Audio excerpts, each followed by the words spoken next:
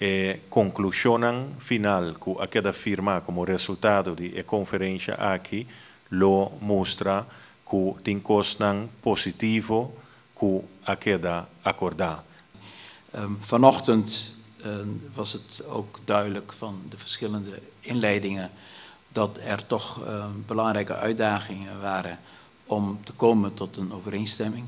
Ik heb de uitdrukking al vaker gebruikt in het context van uitdagingen binnen het Koninkrijk.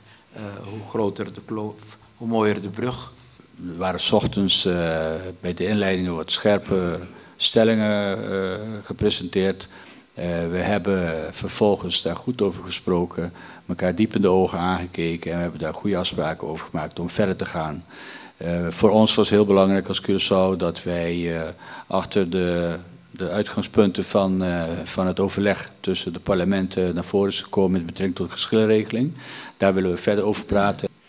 You know, in life, if you reach all the agreements on one day, then it will be boring tomorrow. So I think we have enough reasons to continue working together and communicating with each other to find lasting solutions.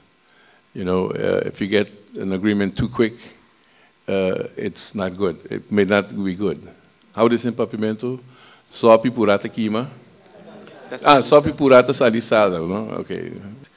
Natuurlijk respecteren wij wat de parlementen onderling hebben afgesproken. En als u goed leest wat wij over ten aanzien van de geschillenregeling hebben afgesproken, dan kunt u ook zien dat wij wel degelijk rekening hebben gehouden met hetgeen de parlementen hebben afgesproken.